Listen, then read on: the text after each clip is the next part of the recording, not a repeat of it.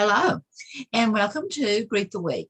This is Mona Duncan, and in this little our time together, we look at remembering to always live in the now, because that's what always is, and that's the only moment that is available to us. And then also that no matter what life hands us, to receive it as a gift and to see how we can grow from it and learn from it.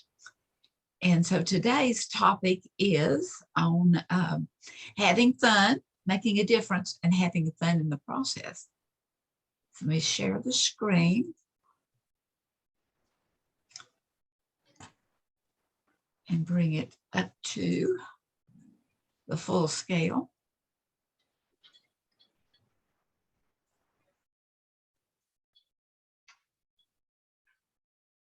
A lot of times we make a difference in what we do, but a lot of times we don't have fun in making the difference and in what we do. And Dr. Glasser says that fun is nature's reward for learning. And as we can just always be open to having some fun. So part of fun is one of the basic needs that we have. Dr. Glasser has isolated 5 different things, that 1 physical and 4 psychological, that every one of us in this whole world has this basic need inside of us. One of which is the survival need. I mean, we need food, air, water, sleep, security, health, reproduction. We need all of those things, or we wouldn't, if we didn't have that air to keep on breathing, we wouldn't be here. So we always have that basic need to survive.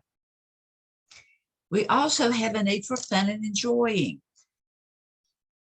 That even as that baby in the womb that is hearing outside noises, is maybe kicking, and it's that need for laughter and good feelings. It's that need for satisfaction, for learning, for new skills. And it's always there for us. We have the need to have freedom and to make choices. It is our free will, the ability to make decisions, the ability to be self-determining. And these are basic needs that we have, not just wants or not things that we take for granted. We have a need for purpose or for power, to know that we matter, to do things that are important, to be worthwhile. And we have a need for love and belonging. We need to be accepted, to fit in, to have mutual giving and caring and sharing. And I think one of the beautiful things in talking with Dr. Glasser when I was up for certification, and I talked with him, that I saw the base, that there was another need of spirituality. And Dr. Glasser said that he saw spirituality coming under the love and belonging. That all of these needs, we can, depending on us and how we see them and how we use them, we can either have them be shallow or be very deep. So in looking at making a difference in this world and also having fun, the first thought is to watch out for the savior complex. Several years ago, we went on a mission trip to Christiana, Jamaica. And some in the group was kind of, feeling sorry for the children there in Jamaica because of their limited lifestyle and having fun with rocks and sticks. I found it just such a blessing that we can use our own imagination to have fun with, and that it can be arrogant of us who maybe have more than or more, whether that's education or stuff, than to always have that mutual caring for others, that love and belonging. That watch out for that savior complex of trying to make someone happy.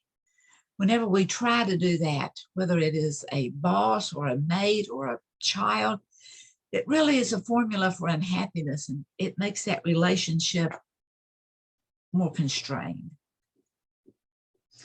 In trying to be all things to all people, like most things, happiness is a choice. And Abraham Lincoln said, a person is about as happy as he makes up his mind to be. And that is really a deep concept when you stop and think about it. So in making a difference in the world and in having fun, watch out for being the answer man or the savior complex. Our basic need of power and purpose is fulfilled through service as we serve others, as whether it's for pay or whether it is volunteer work or whether it's just taking care of our family or helping out a neighbor. And to realize always that there's a big difference between being driven and having a calling. Driven is kind of that striving to accomplish. It brings grace. It can bring great cost to self and to lose the fun in the process. Whereas having a calling, it's those gifts and talents and those innate desires that are within us that maybe we are put on planet Earth to accomplish.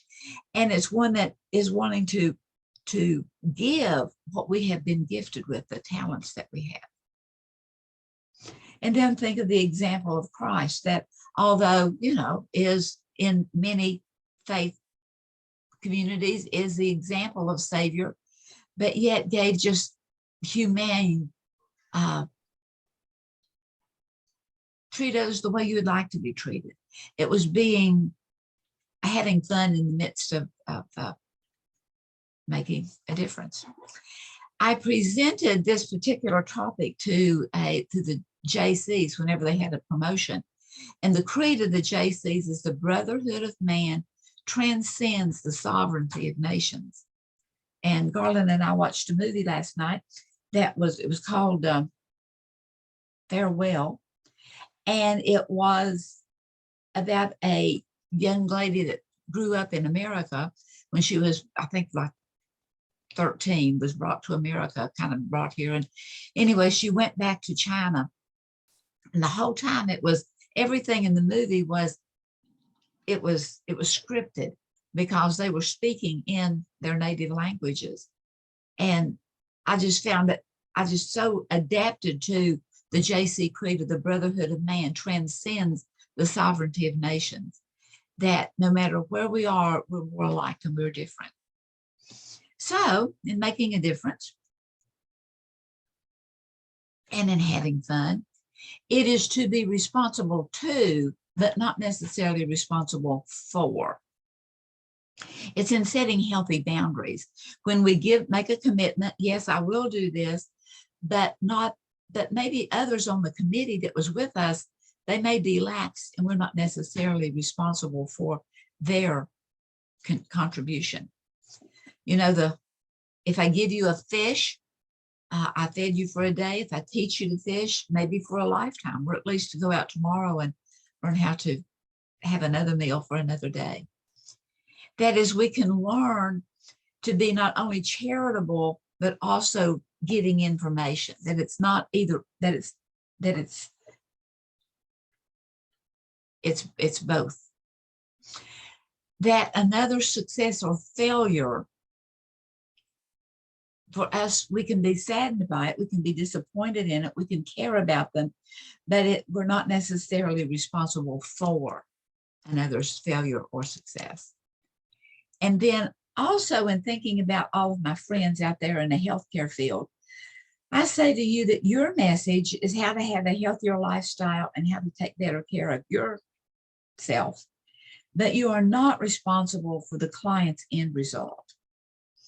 To my colleagues in the correction system, I say that possibly your message is that to the client is that you can learn new attitudes and behaviors and you can become more accountable, but you are not responsible for their success. And to those with life-controlling issues, the message is there is help, there is a way out, but you are not responsible for their choices. So, which is, of course, carrying the message, but not the person. Motto of mine for years has been, if I give you information, I may have added to your knowledge. I may have or I may not. But if I can say something that will cause you to think, I've added to your stature. And I want to help myself grow, and I want to help others to grow. So in giving talks or in making presentations, my philosophy is don't hang your hopes on me. I am still a struggling individual here on planet Earth. And I definitely am not the answer man. All I can ever give is information. And one time in working, I had one of the students was kind of bantering back with me, said, well, are you telling me that you never speed? I said, I am telling you that I do not deliberately speed, because I want to be so aware of what I'm doing and living in the now that whenever I'm crossing those boundaries and crossing those lines, I'll back off. And that in giving the information and in helping to maybe say something that would cause you to think, I may be able to help you see something in a different light that maybe you hadn't thought about before. And that truly in working with others, we can ask for change, but it's not fun and it's often not productive if we demand change. But then as we begin to see them change, whether it's in attitude or in productivity or whatever, then politely acknowledge the change that we see in them. And always, in making a difference and having fun, remember your humanity. I know sometimes I think, oh, well, I can do that. I can do that. And I put my hand to here, give it to me. I can do that. I can do that. I can do that. I can do that, until it's so piled up that it becomes, I can't do that. So it's remembering your humanity. And a friend told me once that they had come to two conclusions. And the two conclusions was that there is a God and that it is not me. And that goes back up to our making a difference, having fun. Number one is that not to get into the savior complex. And then, of course, there's always the old, all work and no play makes Jack and Jill dull people. So we need to have fun. We need to have something that is relaxing, something that can disengage our mind with all the worries or the concerns. So deliberately, on purpose, put fun in the schedule fun so that you are doing something that is keeping the fun need alive. It's letting go of the burden of trying to be all things to all people, that you can't help some, but the poor, you will be with us forever. And never say yes to something just to be liked, because it doesn't mean that the person's going to like you that much better. They're just thankful that you've done the work. Agreed to it. And then also is remembering their humanity, because we all are important. We all belong. I think of the movie Patch Adams and the doctor that was talking about the gallbladder in room 202 to all of the interns. And Patch Adams spoke up and said, Mrs. Smith. And the doctor looked at him kind of scornfully and said, what do you mean? And he said, room 202, the gallbladder is Mrs. Smith. So as we can remember the humanity of the people that we're working with and helping. It's also, you can expect a child to do something. Well, no, don't expect a child to do something that you're not willing to be, as in patient, calm, understanding, or anyone for that matter, to expect them to be something that we're not willing to set an example for. And in remembering their humanity, I think of here in Waco annually, HEB and a lot of contributing people get together and they do food for families. And sometimes I think, again, I mean, you know, but you know what? I eat every day and I buy groceries more than once a month. And the thing of it is to continually remember their humanity. Yes, they may be asking the same thing again, maybe, but as we remember our humanity of others as not only of ourselves, then we can be more relaxed. And so, point 6 is if you're going to laugh about it someday, go ahead and make that day today. Has anything ever happened that is just really anger producing or frustrating or hurtful? And you think later that you're going to remember this and you're going to talk about it and you're going to have a big old hee-haw. So if you're going to do it someday, take a moment, breathe deep, and make that day today to see that we're all fallible and that we're all fallible. So, and then point number 7 is to realize that you will not live forever. And so whether it in any situation, pass it on, be promotable, leave a legacy that someone can remember back to what the example that you said or the words that you gave. A good friend of mine, a former pastor, Cletty Keith, gave me the advice to let your vision become larger than yourself or it will die with you. And to be true to those things and to be who you are. Well, I thank you for being here. And